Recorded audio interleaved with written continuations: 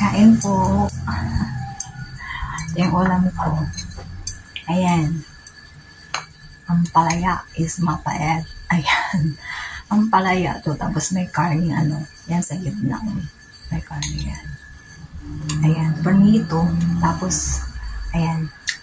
Niluto sa konting oyster sauce sa may konting tubig. Ano din yung gulay ko? Ayan. Inistin ko lang naman yan na kalabasa. Simpleng ulam lang. Pero, in fairness, gutom na talaga ako. Di inuna ko kasi muna ng lulutuin ko mamaya. Ayan. Isda. Yung pagkain ko to kagabi kasi di ko kinain. Kinain ko kasi yung papaya ko. Kasi baka masira. Ang laki kasi ng papaya ko. Na binili nung off ko. So, kailangan kong ubusin. Ayaw ko nang masira. Kaya yun ang dinner ko kagabi. So, yung dinner ko, ito yun. Nilagay ko lang sa ref. Ang kanin ko parang ang dami pa rin. Binabasan ko siya pero marami.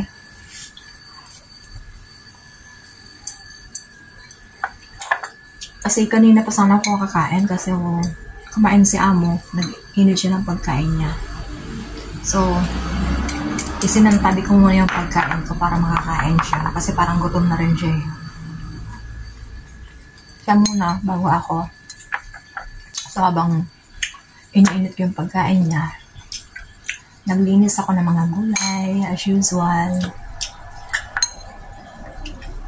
Naglinis ako ng isda at ng pork chop kasi yun ang lulutuin namin mamaya. Tamang-tama, nung nainit ko na yung pagkain ko. Tapos na rin ako. Yung gulay na lang yung nakababad. Kasi kailangan babarin ko yung sa tubig na may asin. Ganun kaya kapag naluluto ng gulay. Double purpose naman ako ngayon habang kumakain ng magawa. Alam niyo na, ayaw ko mag-budget ng kahit kasi nga si Amo, nasa kwarta, baka naririnig niya ako, naintindihan niya. Yung may hinayaan ko lang yung boses ko. Para naman ako di ako maka-istorbo, diba? Double purpose ang inyong indal. Habang kumakain. Alam niyo na. Kasi mini-maintain ko talaga kasi na baka kasi maintindihan niya. Kaya ayoko masyadong magbanggit. Mas maganda kasi yung hindi nila alam. Para wala. Ayaw ko lang talagang ipaalam.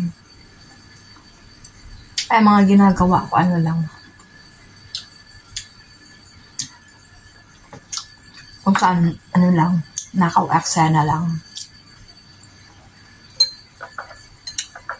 Pero hindi ako masyadong nakakabela pag alam kong may nakikinig sa akin. Hindi ako belang magsalita. At saka syempre kailangan hinaan ko. Pero wala naman akong magagawa. Kasi mamaya, ayaw kasi masyadong pag naglalakad.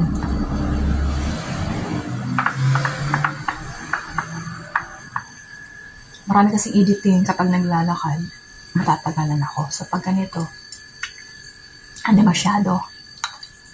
Diba? Hindi ako matatagalan.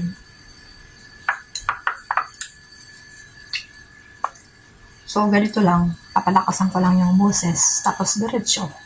Diba?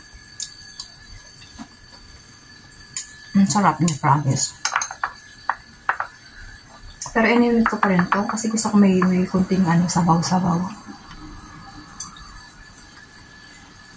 Ganado ako magkain kapag may kunting sabaw. Ang pangit talaga pag gutom ka na, no? Pero wala na naman akong gagawin kasi lahat-lahat nakatapos na ako, nakalinis na. Yung aking mga linabahan, tapos na, naka-dry na ako. So, bago mag-alas 4, alis na naman ako. Kasi yung isa, yung panganay, 4:15 yung labas kasi nun. Tapos yung pangalawa, 4:30. So, diretso na. Kana ayun na, diretso. Ang kinaganda, malapit yung school nila. Kaya kahit isabay ko na okay lang. Pero pag Lunes, pareho yung labas nila. 4:30. Minsan, late ako. Kasi nga yung bata, gusto ko, minsan kung saan gusto pumunta. So, no choice naman ako. Sabi ko, sandali lang.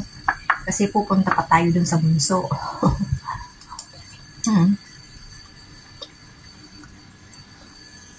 Siyempre, bata. Natural na yun. Minsan, napapaglaro naman siya. Sabi ng teacher, wag ka naman magpa-late kasi ganyan. Late na. Sabi ko, wala naman ako magagawa kasi nagsusundo pa ako. Naintindihan naman nila.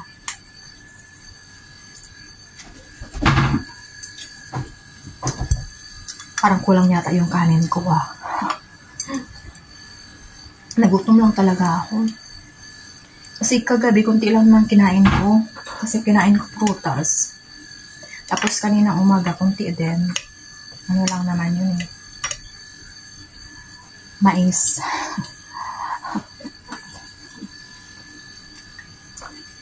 Ganun talaga eh. So, kahit 8 minutes lang, na yun sa akin. Itong gustong-gusto ko, walang kahit anong sahog. Ayan.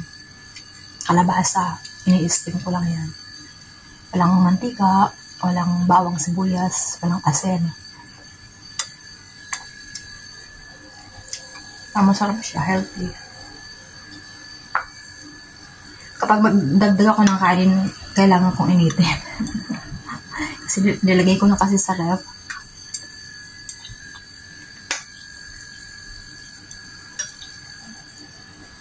Ayoko na lang kumain pag gutom na gutom ako. Gusto ko kahit kunti magsasakit ako. Pero marami naman akong pagkain. Kasi gusto ko lang talaga ito kanin.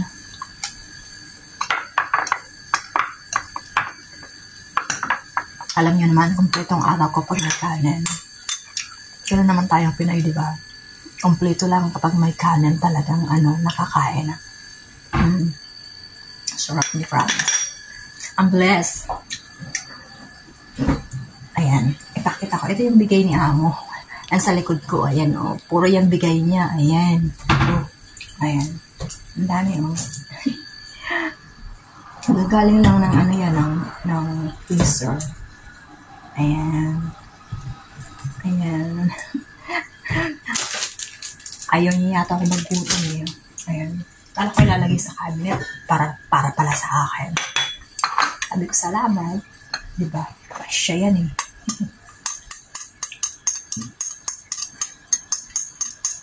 Kapag sinipag-sipag ako, initin ko yung kanin. Wala, may ulam pa kasakay. Wala, gusto ko lang.